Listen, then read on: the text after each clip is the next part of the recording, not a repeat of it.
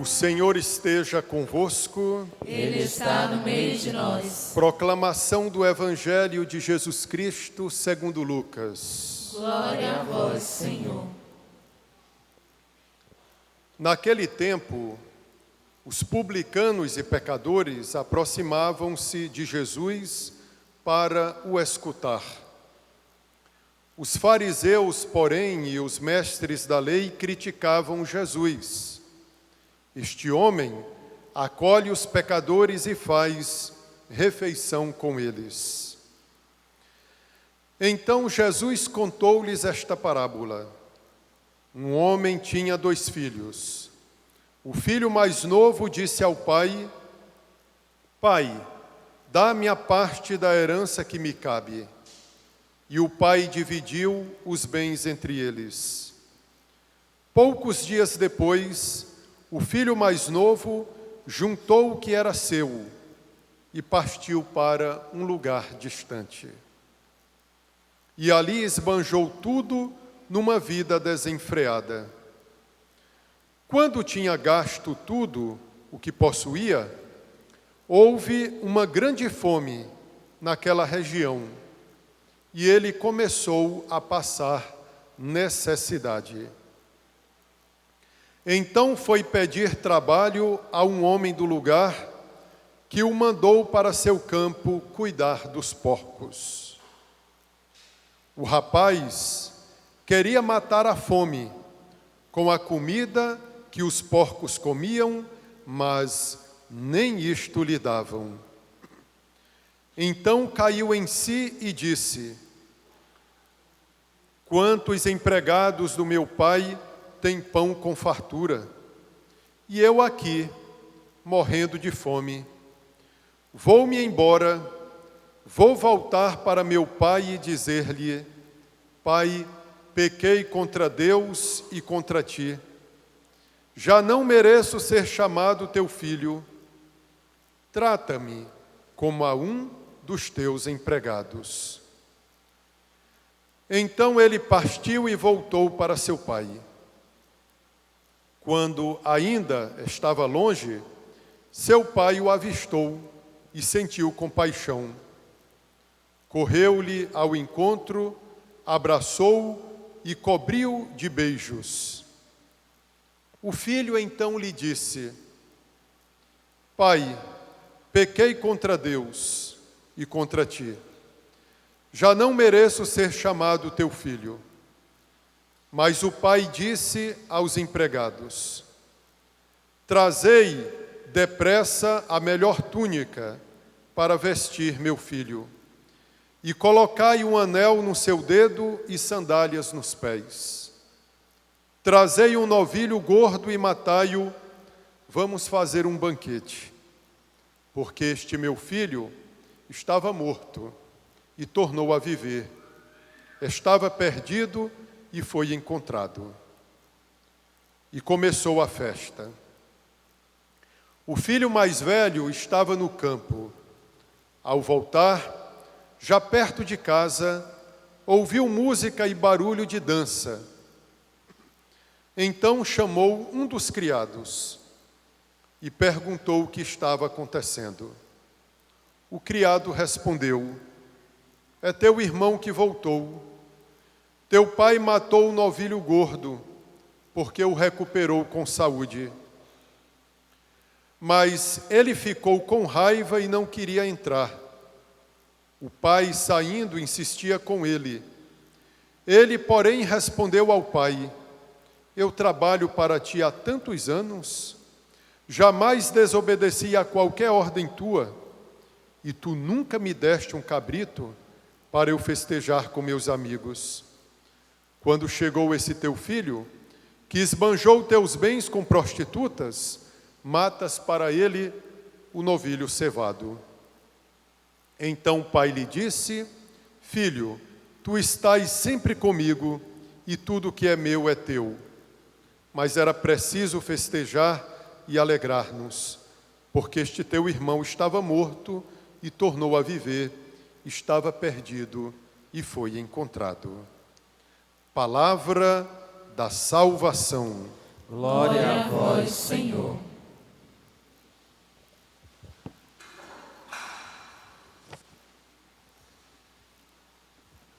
Nossa Senhora de Nazaré, rogai por nós. São José, Rogai por nós. louvado seja nosso Senhor Jesus Cristo. Para sempre seja louvado.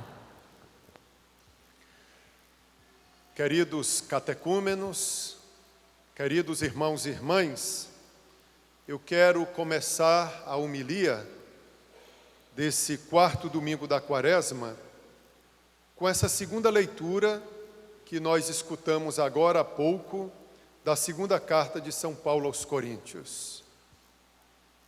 Dizia São Paulo na segunda leitura: em Cristo, Deus reconciliou o mundo consigo, não imputando aos homens as suas faltas, e colocando em nós a palavra da reconciliação. Somos, pois, embaixadores de Cristo, e é Deus mesmo que exorta através de nós. Em nome de Cristo, nós vos suplicamos, deixai-vos reconciliar com Deus. Mais uma vez eu digo a vocês, Deus nos reconciliou com Ele por meio do seu Filho Jesus Cristo. Na sequência da segunda leitura, diz ainda São Paulo: aquele que não cometeu nenhum pecado, Deus o fez pecado por nós, para que nele nós nos tornemos justiça de Deus. O que São Paulo quer dizer aqui? Que o sacrifício de nosso Senhor na cruz foi a razão para que se concretizasse essa reconciliação nossa com Deus. Deus efetivou a nossa reconciliação com Ele por meio do sacrifício de nosso Senhor Jesus Cristo na cruz. Jesus não cometeu nenhum pecado, mas Deus aceitou a imolação do seu Filho na cruz por nós. Foi assim que céu e terra foram reconciliados. Mas escutem o que eu vou dizer a vocês. Isso não é coisa do passado. Até hoje, o que ocorreu na cruz se reflete sobre o nosso tempo. São Paulo, na segunda leitura que nós escutávamos, ele usa o plural. Nós fomos feitos embaixadores de Cristo entre os homens. Nós recebemos o encargo de dizer ao mundo: reconciliai-vos com Deus. São Paulo está falando aqui não em nome próprio, por isso que ele usa o plural, ele está falando em nome da igreja. Com efeito, a missão da igreja não é só anunciar a reconciliação do homem com Deus por meio de Jesus Cristo, mas também celebrar essa reconciliação por meio da liturgia. Vejam, estamos já do meio para o fim da Quaresma. Nesse quarto domingo, nós celebramos a alegria, por isso que o padre usa essa cor aqui, rosa, que é a mistura do roxo da Quaresma, o roxo da penitência, com o branco da Páscoa.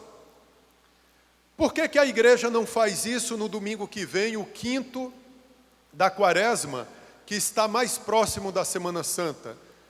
Porque domingo que vem nós entraremos na Semana da Paixão. As imagens dos santos, todas as imagens serão cobertas. Então, antes de entrar na Semana da Paixão, portanto, no quarto domingo da Quaresma, a igreja anuncia a alegria da Páscoa, adotando neste dia essa cor rosa. Meus irmãos, a Quaresma tem como objetivo nos preparar para a Semana Santa E a Semana Santa tem como auge a Páscoa do Senhor, que também é a nossa Páscoa. Durante a Semana Santa, nós celebraremos os mistérios da nossa salvação. Vai ser tão bonito começar a Semana Santa com Domingo de Ramos. Depois celebraremos a instituição da Eucaristia e do sacerdócio na missa da tarde da Quinta-feira Santa. Na Sexta-feira da Paixão, começaremos a celebrar o momento tenso da vida de Nosso Senhor. Ele vai sofrer o escárnio dos pecadores, será crucificado, vai morrer e ser sepultado. Aqui está o âmago de toda a vida de Nosso Senhor, ele veio para isso. Se ele não morresse, não haveria essa reconciliação que Deus faria do mundo com ele. É por isso que quando Nosso Senhor exalou o último suspiro e entregou ao Pai o seu Espírito, ele entregou ao Pai o seu Espírito e exalou o último suspiro, a terra tremeu. O sol se escondeu. A terra foi tomada por uma grande escuridão. O mundo testemunhou esse momento tão sublime da morte de Nosso Senhor. Um pagão, ao ver como o Senhor morria, deixou sair dos seus lábios essa profissão de fé. Esse homem, na verdade, era o Filho de Deus. Todo o mundo se voltará para o Calvário. Meus irmãos, a nossa fé se sustenta aqui, na cruz. E Ele ressuscitará na madrugada do domingo. Só à noite foi testemunha daquela hora esplêndida. Queridos, nós não podemos esquecer isso. Como eu disse a vocês, a igreja não só é anunciadora desse mistério de reconciliação que aconteceu no sangue vertido de Nosso Senhor crucificado. A igreja também celebra esse mistério. Na Semana Santa, como eu já disse, por meio das procissões, do encontro da Virgem Maria com Jesus, do Senhor morto, mas a igreja celebra, sobretudo, esse mistério nessa hora aqui, da Santa Missa. O que é a Eucaristia, senão a memória perpétua do sacrifício de Nosso Senhor Jesus Cristo? Vocês, catecúmenos, aprenderam na catequese que o batismo que vocês receberão, ou que já receberam, é uma participação na morte, no sepultamento de Cristo, para se ressuscitar com Ele. O batismo é garantia de vida eterna. Então a igreja, até o fim, cumprirá essa sua missão: deixai-vos reconciliar com Deus. Alguém aqui poderia dizer assim: olha, Jesus já morreu na cruz e ressuscitou, já são 2000 anos. Meus irmãos, historicamente já aconteceu a crucifixão de Nosso Senhor, mas os frutos da cruz são eternos. Os braços da cruz também alcançam esse nosso tempo, essa geração agora de 2000. Quantas pessoas não aproveitam o fruto da cruz? Jamais nós diremos assim: bem, Jesus morreu por mim, sou um pecador, posso pecar à vontade, mesmo assim eu serei salvo porque Ele morreu por mim. Não diga isso, isso é heresia. Eu lembro do que um professor dizia, que a misericórdia é somente para aqueles que se arrependem dos pecados. Misericórdia não é para todo mundo, não. É para todo mundo que se arrepende do pecado. Se você continua nas más ações, então você não é digno da misericórdia. Jesus morreu por todos, mas nem todos tiram proveito da cruz. Se ele não tivesse morrido na cruz e ressuscitado ao terceiro dia, nós aqui nem poderíamos sonhar com o céu. Poderíamos tirar de cogitação a vida eterna. Mas ele morreu na cruz e ressuscitou para tornar a vida eterna possível para o homem. Meus irmãos e minhas irmãs, a igreja então constantemente diz para nós: deixai-vos reconciliar com Deus. Deixai-vos. Nesse tempo da quaresma, a igreja nos diz isso. Durante a Semana Santa, espero que todos nós nos sintamos comovidos com os mistérios que nós vamos celebrar na grande semana, na Semana Santa. Eu vejo pessoas, na sexta-feira da Paixão, deixando cair dos olhos lágrimas, porque certamente essas pessoas se sentem tocadas por aquilo que nós celebramos na sexta-feira da Paixão, dia de silêncio, de meditação. Queridos irmãos, eu lembro aqui da palavra de Santo Afonso Maria de Ligório. Qual é a pessoa tão endurecida que não se deixará comover por esta imagem de Jesus crucificado? Que cada um saiba que isso aconteceu por você. Foi por você que ele se encontrou nessa situação. A carta aos Hebreus, escutem o que eu vou dizer. A carta aos Hebreus é um livro que está na Bíblia, no Novo Testamento, diz que ele continua crucificado. Claro que não fisicamente, mas espiritual e misticamente, Cristo continua crucificado. Ele foi crucificado por amor a nós. Ele foi crucificado por causa dos nossos pecados. O pecado ainda continua circulando entre nós. Nós ajudamos a tirar um cravo da cruz, ajudamos a tirar a coroa da cabeça de nosso Senhor quando nós combatemos o mal que há em nós. Quando nosso Senhor estava crucificado, os zombadores gritavam contra ele: desce da cruz, se és o Filho de Deus. Ele poderá sim descer da cruz.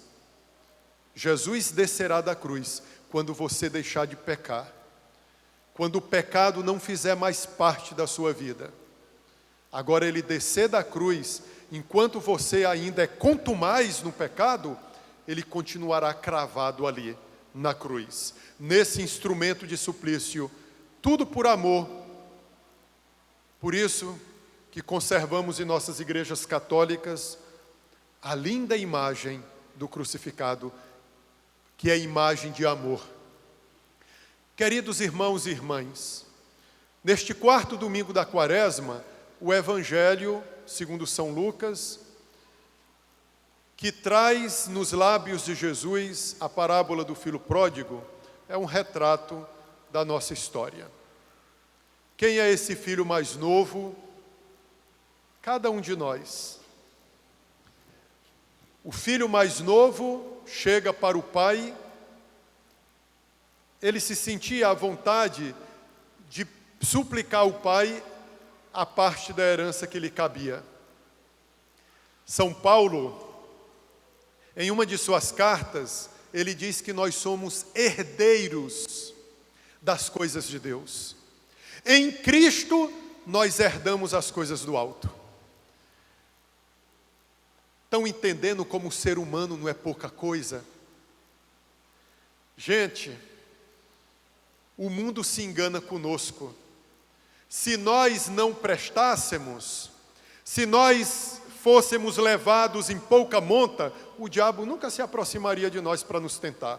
O diabo sabe do potencial, ele conhece o nosso potencial que nós ignoramos, que nós desconhecemos. É por isso que o diabo tem raiva de nós, porque Deus nos fez menores que os anjos porém destinados a serem maiores que os anjos depois da encarnação do Verbo. O diabo viu o mistério de Jesus se fazendo homem, a segunda pessoa da Santíssima Trindade. Não pode, ele deveria ser um anjo, ele vai se tornar um homem, uma criatura frágil. Foi daí que começou o desapontamento do diabo. Ele ficou contrariado com Deus. Olha para onde a inveja leva. De um anjo lindo que ele era, se tornou o mais horrível, Lúcifer. E ele estará em guerra conosco até o fim das nossas vidas, até o fim do mundo. Meus irmãos, não vamos jogar na lata de lixo esse grande dom que Deus nos deu de sermos herdeiros das coisas do alto. Os sacramentos são para nós, para que herdamos o céu. Sem o batismo eu não entro no céu. Com a Eucaristia eu vou alimentando a vida cristã. Com a crisma eu vou me amadurecendo na vida espiritual, comprometido com a igreja. Por isso, o filho sabia que ele tinha direito. Olha quanta coisa Deus nos deu por graça. Deus não precisa da gente, Ele não precisava e continua não precisando, mas Ele quer a gente. Ontem à noite eu falava aqui para os jovens na missa de abertura da vigília. Deus sabia que o homem seria ingrato. Deus sabia. Olha como Ele é cheio de amor e misericórdia, porque mesmo assim Ele criou o homem. Aí eu citava para os jovens aqui aquele ditado que corre aí entre nós, que Deus não dá asa à cobra. Não que nós sejamos cobra, não somos cobras.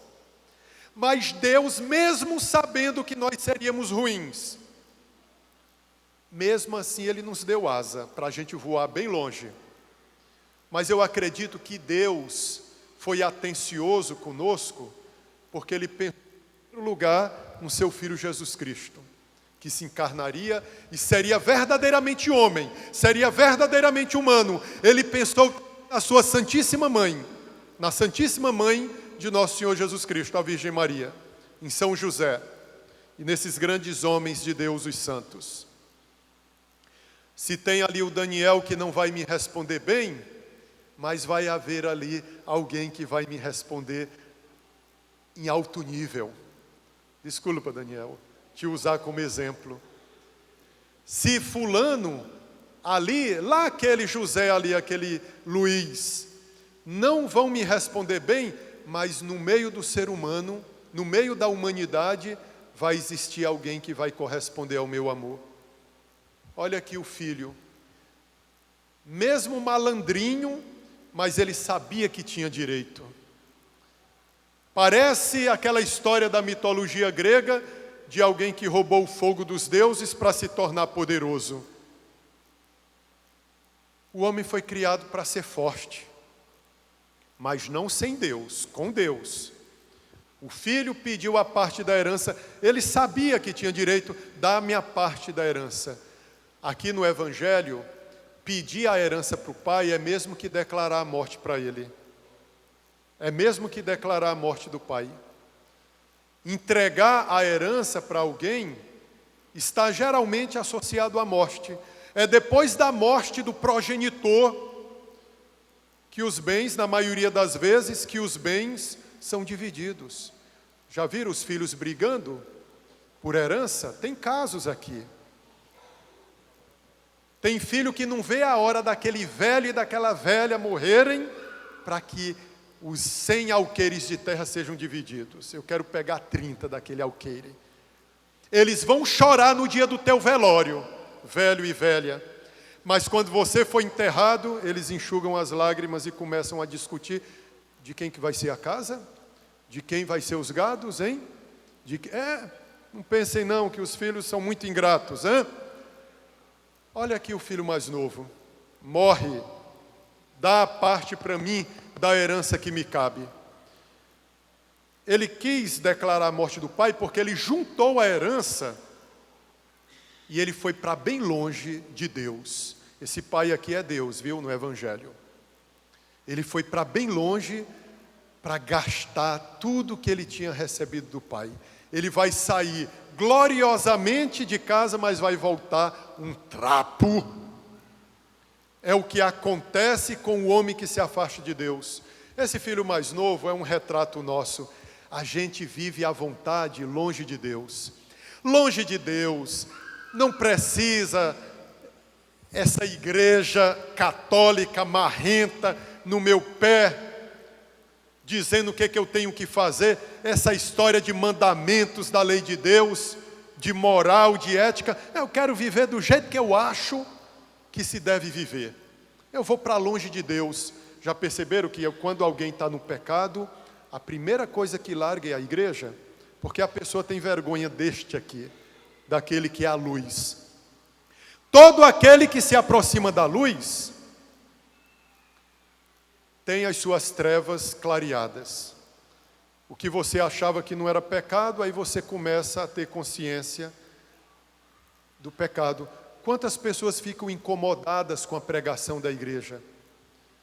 A pregação da igreja verdadeira, dói, meus irmãos, dói. Ah, o padre está falando isso para mim, dói. Às vezes nós padres ficamos passando verniz, cobrindo as coisas, enfeitando, para tornar o nosso discurso mais agradável. Nós estamos cometendo uma grande falta para com vocês se agirmos assim. Meus irmãos, a igreja tem que justamente tocar na minha ferida, porque as coisas não vão boas, as coisas não estão boas. Por que que eu vou falar em paz em tempo de guerra? Se o povo vive ruim, mal, no pecado, o padre vai pintar um paraíso que não existe? Por isso que às vezes há uma grande perseguição aos sacerdotes que mostram a vida como ela é. Queridos irmãos e irmãs, pois é assim que a gente quer viver. Eu que determino o que é certo e o que é errado. Lembram de Adão e Eva? O diabo disse: olha, no dia que vocês comerem do fruto da árvore do conhecimento do bem e do mal, vocês serão como Deus, conhecedores do bem e do mal. Eu expliquei para vocês que fazem a catequese comigo. Deus conhece o mal, mas sem experimentar o mal. O homem só conhece o mal experimentando o mal. Por isso que Deus não queria o homem conhecedor do bem e do mal. Conhecer o bem para recusar o mal. Era assim que Deus havia determinado. O homem foi criado para o bem. Tudo que Deus fez era muito bom. Não é? Não diz aí o canto da campanha, da fraternidade? Para não dizer que eu não falei em campanha, hein? Deus viu que tudo era muito bom. Ele criou o homem para a bondade. O homem deveria ser bom recusando o mal. Mas quando o homem se afasta de Deus, ele só sabe o que é o mal experimentando o mal. Então, queridos irmãos, viver longe de Deus, a gente até consegue viver algum tempo longe dele, mas depois vai secando tudo que ele nos deu. Nada tem autonomia sem ele. Diz o Salmo: se o Senhor tirar o seu espírito, tudo morre, tudo fenece. Aquele filho estava anestesiado, ele tinha tanta coisa com ele, ele tinha tudo. Então ele tinha o bem-estar e ele nem refletia, nem fazia meditação, ele só gastava tudo com a prostituição. Na Bíblia, principalmente no Antigo Testamento, a infidelidade a Deus é catalogado como prostituição. É assim que Jerusalém é chamada, por ser infiel a Deus, por dar as costas ao Senhor. Jerusalém é chamada de mulher da vida, prostituta, enfim. No livro do profeta Oséias, Deus diz que vai reconquistar a sua esposa, e ela não vai correr mais atrás dos seus amantes, que são os deuses. Pois é, esse filho mais novo gastou tudo. Escutem, quando não tem mais nada, ninguém nem quer mais saber dele. Não é assim que muitas vezes os homens que querem atrair as mulheres com os carros, que dizem que as amantes gostam, né, daquele dinheirinho que reluz. No dia que você não tiver mais carro e nem dinheiro, as amantes não querem mais saber de você. Não querem saber mais de você. Então ele ficou sozinho. Cadê os amigos? Cadê os amigos? Todos abandonaram. Restou um homem que deu um trabalho para ele, se a gente pode chamar isso de trabalho, aviltante. Na verdade foi uma escravidão. Vai cuidar dos porcos. O pecado te tira tudo. E ele ainda vai tentar se saciar com o que sobrou, e até isso lhe é negado. Ele não podia se alimentar sequer com as bolotas dos porcos, ou seja, com o babujo dos porcos. Olha que situação humilhante. Escutem, mas é bem aí que ele cai em si. Ele faz uma meditação. Por isso que é tão bom a gente contemplar, meditar, fazer uma autorreflexão. Ele começou a pensar. Lá na casa do meu pai tem pão com fartura e eu aqui com fome. Eu vou voltar para casa. E vou dizer para meu pai quando eu chegar lá: Pai, pequei contra Deus e contra ti, já não sou digno de ser chamado teu filho. Me trata ao menos como um empregado teu.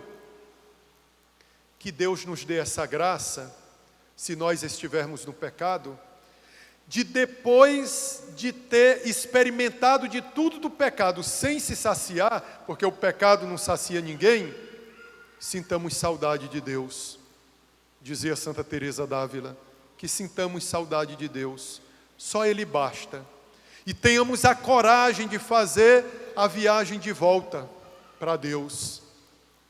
Eu falava para os jovens ontem aqui, à noite, infeliz daquele que não consegue fazer a viagem de volta, porque tem gente que está atolado no pecado, sabe que está no erro, mas continua assim, não cai em si.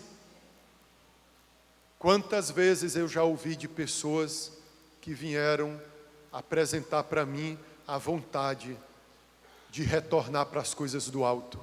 Eu gostaria de novamente me deliciar das coisas de Deus. Mas tem outros que não, vão acumulando maldição sobre maldição, pecado sobre pecado, continua do mesmo jeito, morre e não se converte. Incrível. Eu peço a Deus para cada um de nós, que o sol não se ponha, em outras palavras, que não morramos, sem antes nos convertermos. A gente diz que a misericórdia é infinita. Porque é de Deus. Ele nos procurará até o último instante da nossa vida. Depois que morrermos, estaremos entregues à nossa própria sorte, que é a infeliz. Até o último instante da vida, Deus ainda pode fazer muito por nós. Mas depois da morte, não, senhor. Não, senhor.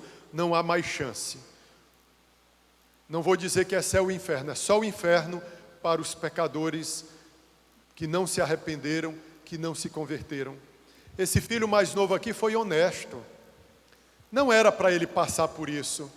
Mas ele foi arrogante, pelo menos ele teve a hombridade de reconhecer que ele tinha feito besteira. Me lembra muito de Santo Agostinho aqui. Santo Agostinho de Hipona. Aí quando acendeu a luz na vida dele, quando Cristo o iluminou, que ele percebeu que estava iluminado, aí ele disse: tarde te amei, beleza infinita. Eu procurava a beleza na feiura desse mundo, por isso que eu nunca estava feliz. Tarde te amei, beleza infinita. Meus irmãos, Deus sempre está na expectativa do nosso retorno. Sabiam que esse pai aqui do Evangelho se parece muito com a mãe? Quando vocês chegarem em casa, coloquem lá no Google o quadro do filho pródigo pintado pelo Rembrandt. Vocês verão que o filho pródigo está de joelhos, com a cabeça encostada, está de joelhos aos pés do Pai das misericórdias, com a cabeça encostada no lugar onde na mulher seria o útero. E a cabeça do filho está como a cabeça de um feto, porque ele nasce de novo. Quem se confessa, se arrepende dos pecados, nasce de novo. O pai das misericórdias coloca as duas mãos sobre as costas do filho e percebam que uma mão, a mão direita, é a mão masculina, uma mão mais forte, uma mão mais rígida. A outra mão, que é a esquerda, é uma mão mais delicada, feminina, a mão de uma mãe. Meus irmãos, esse pai parece que foi buscar inspiração na mãe de Tobias. Tem um livro na Bíblia, no Antigo Testamento, o livro de Tobias. Ele precisou fazer uma viagem para procurar um remédio para os olhos do pai. O pai havia cegado. Ele foi acompanhado pelo anjo Rafael, sem saber que era um anjo que o acompanhava nessa viagem. Porém, quando ele partiu, a mãe todos os dias olhava para aquele caminho que o filho tinha seguido. Ela esperava todos os dias que o filho retornasse para casa por aquele mesmo caminho. O livro de Tobias é capítulo 10 e é o capítulo 11 que contam essa história do livro de Tobias. Ela não dormia mais, não se alimentava, chorava o tempo todo. Ela esperou tanto o filho até que um dia ele apareceu e a mãe o abraçou dizendo para ele: agora eu posso morrer em paz porque vi retornar com saúde o meu filho. Essas histórias se parecem demais, do filho pródigo com a mãe de Tobias, história que está no livro de Tobias. Não que eu direi que Deus é pai e mãe, não, Deus é pai com a paternidade inspirada na maternidade. O profeta Isaías diz isso: ainda que a mãe se esqueça do filho do seu ventre, eu não te esquecerei jamais. Então é um pai que se inspira na maternidade. Por isso que Deus quis uma mãe. Por isso que Deus quis uma mãe, a Virgem Maria. Queridos, teria tantas mais coisas a dizerem, mas o tempo é insuficiente. Eu quero concluir com a festa que o pai faz na casa para receber o filho. Ele manda trazer uma túnica para colocar no filho. Sabe o que é essa túnica? Quando a gente peca, a gente fica nu. Eu expliquei também para vocês, catecúmenos. Quando Adão e Eva foram criados, Rogério, não sai agora, meu filho. Quando Adão e Eva foram criados, eles eram cercados da glória de Deus. Por isso que eles não se percebiam nus. Eles eram vestidos da divindade de Deus. Eles eram cercados da glória de Deus. Quando eles desobedeceram a Deus, essa glória foi retirada deles. Por isso que eles se viram nus. Aquele filho saiu vestido de casa, mas voltou sem roupa. E o pai diz: tragam a melhor túnica, tragam. Coloquem o anel mais bonito na mão dele, no dedo dele. O anel que os maridos usam, as esposas, não é símbolo da aliança? No dia do casamento, o esposo entrega para a esposa o anel, dizendo para ela: recebe esta aliança, em sinal do meu amor e da minha fidelidade, em nome do Pai, do Filho e do Espírito Santo. Ele é filho do Pai das misericórdias, mas aí entre o pai e o filho há uma espécie de matrimônio que foi rompido. O pai, lembram, é Deus, o filho somos nós. Nós formamos a esposa de Cristo, somos membros desta esposa de Cristo que é a igreja. A aliança foi rompida, foi quebrada, e o pai manda que traga uma aliança nova, ou seja, a recomposição da aliança que foi quebrada. Não que Deus quebrou, o homem que quebra a aliança, Deus nunca quebra. Ele fez conosco uma aliança definitiva no sangue do seu Filho Jesus Cristo. Traga a melhor sandália para colocar nos pés. O pecador, ele anda desnorteado, ele não sabe para onde vai. Parece aquele filme da Bruxa de Blair. Nunca ouviram, nunca assistiram esse filme, né? Eu assisti esse filme, o pessoal tentando sair da selva, sempre voltavam para o mesmo lugar. Até que um ponto bateu o desespero neles. Nós já passamos por esse mesmo lugar 30 vezes. É assim que acontece com o pecador. Ele anda tanto, se anda demais, as chinelas se desgastam.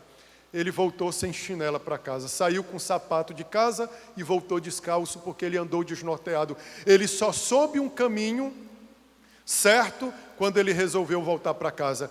O santo sabe para onde vai, e o céu. Tragam as sandálias novas, agora ele sabe para onde vai. Então, queridos irmãos, reconciliai-vos com Deus, deixemo-nos reconciliar com Deus. Amém. Louvado seja nosso Senhor Jesus Cristo. Para sempre ser